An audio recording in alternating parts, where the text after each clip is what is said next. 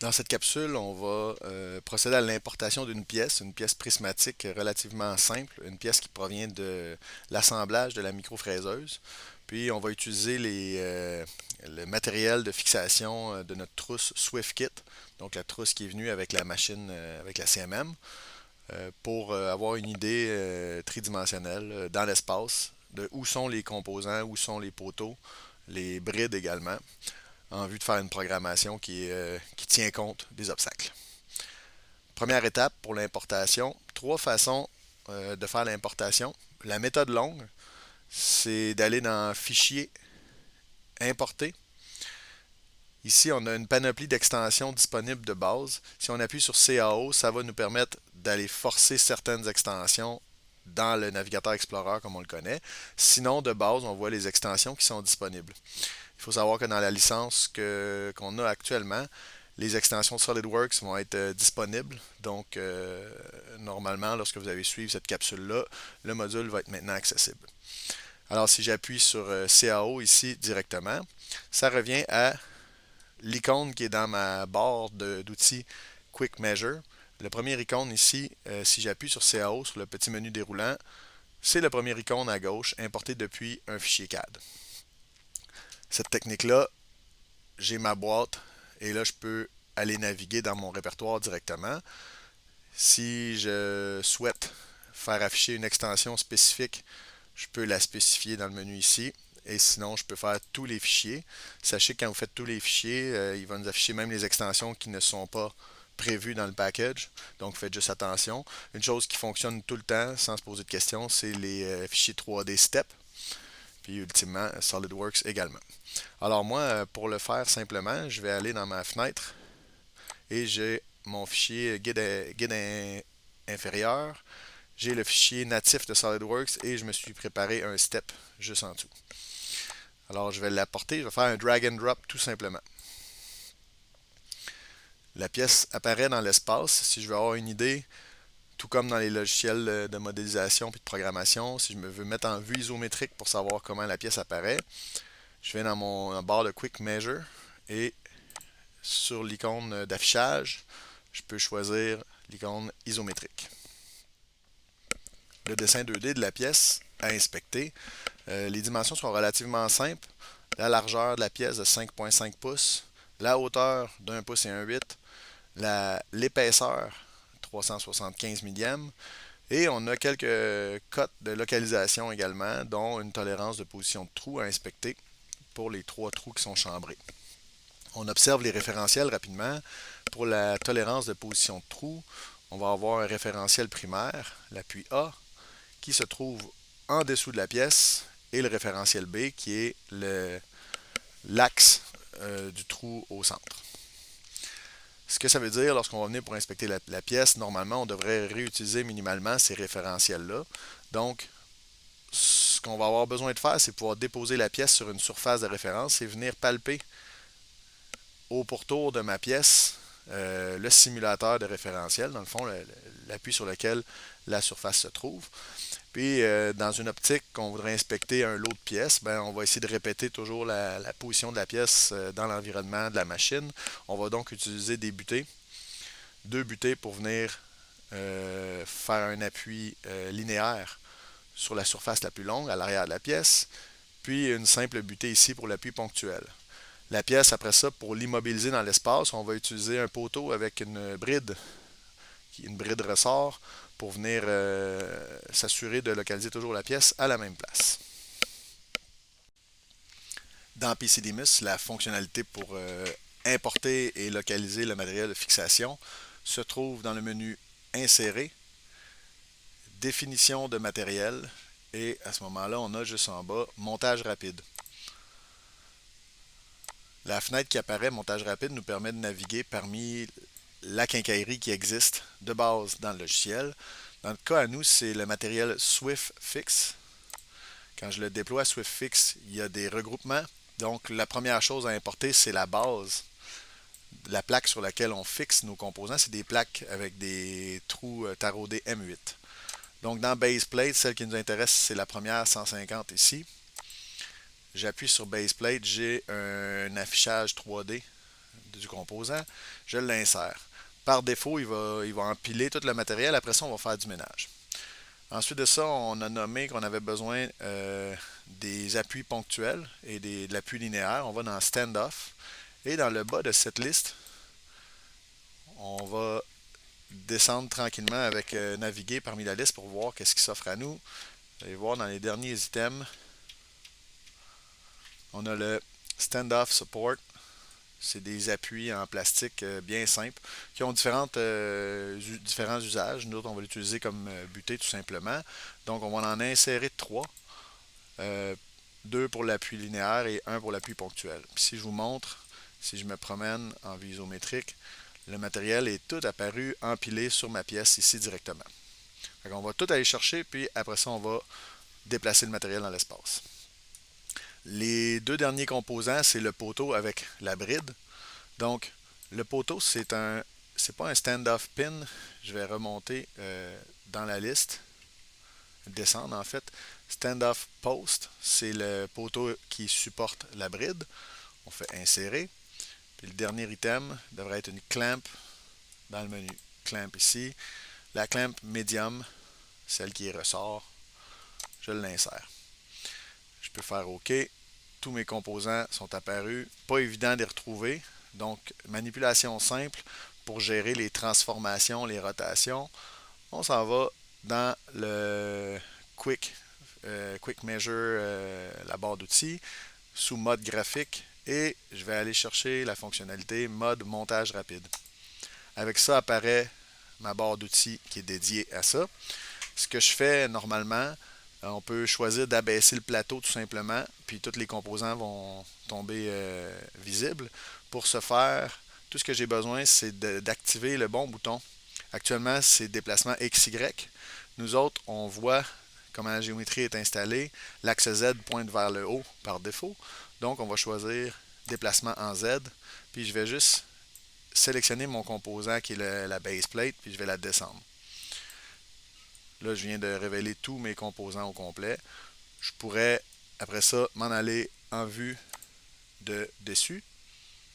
Et je vais pouvoir plus facilement redisposer mes composants. Ce que je vous invite à faire rendu là, comme il y a un espace entre mes composants et ma plaque, on va choisir les déplacements en XY. Je vais localiser ma pièce à peu près dans l'environnement. Déplacer, tiens, mon poteau et ma bride à gauche. Puis mes butées en haut. Si c'est la première pièce qu'on installe sur la plaque, on va essayer de l'utiliser intelligemment pour pouvoir faire plus d'un setup. Moi, je vais favoriser d'utiliser l'espace en haut à droite. Si on parle d'isostatisme, la première chose à faire, ça serait de réaliser l'appui-plan. Pour réaliser l'appui-plan, une des choses qu'on va faire, c'est qu'on va prendre la pièce, on va venir la plaquer sur la table de support. Pour le faire de façon rapide et efficace, on va activer, nous autres, l'option Quick Feature juste ici. Quand c'est activé, si je clique le composant, il va venir se déposer sur n'importe quel composant qui se trouve en dessous de lui. Alors actuellement, en cliquant dessus juste une fois, il vient de se mettre directement au sol. Donc on vient de régler les trois appuis plans, les trois appuis qui font mon appui plan. Je vais le désactiver et je vais retourner en vue de dessus. La prochaine étape, ça va être de venir positionner à peu près la pièce dans l'espace où je veux la retrouver pour pouvoir disposer mes appuis linéaires et ponctuels. Comme je vais favoriser d'utiliser la partie supérieure droite, je vais me localiser à peu près dans l'espace.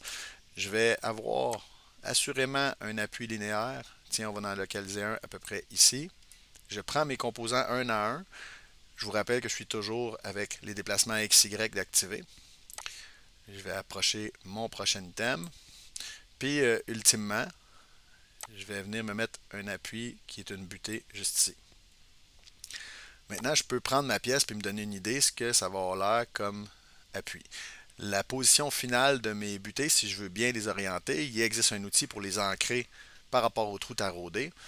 Alors, je vais juste me mettre légèrement en isométrique pour voir apparaître les arcs de cercle en dessous. Puis ce que je fais, je prends un de mes composants, je le déplace légèrement en appuyant sur mon curseur, je le relâche, et là, je vais appuyer sur Shift sur mon clavier. Quand j'appuie sur Shift, vous allez voir, l'item est encore en translation, mais il fait apparaître en jaune, en surbrillance, des composants de géométrie que je peux utiliser pour m'y attacher. Puis si j'approche mon curseur vers l'arête sur le dessus et que je clique, il vient de faire une coaxialité, puis en même temps venir s'ancrer, déposer la pièce sur la surface directement. On fait la même chose pour le deuxième composant. Je le sélectionne une première fois avec ma souris, bouton de droite, et je viens de l'ancrer. De cette façon-là, mes trois appuis sont bien disposés, tout fonctionne, je m'en retourne en vue de dessus, et là je peux venir prendre ma pièce et juste la déplacer pour avoir un visuel où je vais être déposé. Je ne vais pas pouvoir être plus précis que ça, puis c'est pas vraiment requis. Tout ce qu'on veut, c'est disposer la pièce pour se donner une idée où sont les obstacles quand je vais faire ma programmation. Le dernier élément à venir positionner, c'est le fameux poteau avec la bride. Donc, on avait une position initiale. Je vais prendre mon poteau et je vais l'apporter. Il faut avoir fait quelques essais préalablement pour savoir que avec cette bride-là, je vais me mettre au moins à 3 trous de ma pièce pour être capable de la positionner et d'avoir le jeu. Fait que je l'amène à peu près à sa position encore une fois. Je vais la localiser précisément. On se rappelle, je la bouge légèrement. J'appuie sur le bouton Shift, puis je viens chercher l'arête qui m'intéresse. Vous observez que la pièce ne se localise pas complètement en Z. Si je voulais, pour des besoins de simulation, de bien la localiser, je peux m'en aller dans la vue de face, puis cette fois-ci, forcer les translations seulement en Z. Puis là, je peux prendre mon composant puis venir le localiser comme je le souhaite.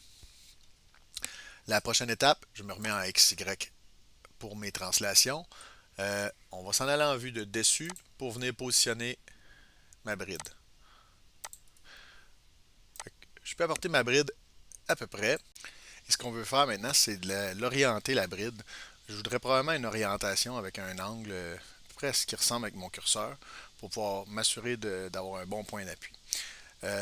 Si vous approchez du composant, puis vous activez la rotation autour de l'axe XY, normalement le composant devrait tourner de la bonne façon, mais il arrive des fois qu'il parte dans tous les sens. Exemple, j'appuie sur le bouton de droit sur ma souris et je me mets à bouger. Ah, cette fois-ci, il a bien bougé. Si pour une raison X, le composant s'était mis à tourner autour de l'axe des X ou autour de l'axe des Y, on avait perdu son orientation, la technique aurait été d'aller chercher dans la barre de Quick Feature ici, aller chercher Régler. Donc, c'est une mise à l'équerre. Puis si je tape sur une surface, la pièce se remet dans la bonne orientation. La majorité du temps, une fois que la pièce est bien orientée, je peux enlever mon outil d'équerre. Puis là, si j'ai mon outil de rotation bien activé, ben, je peux venir jouer avec mon orientation.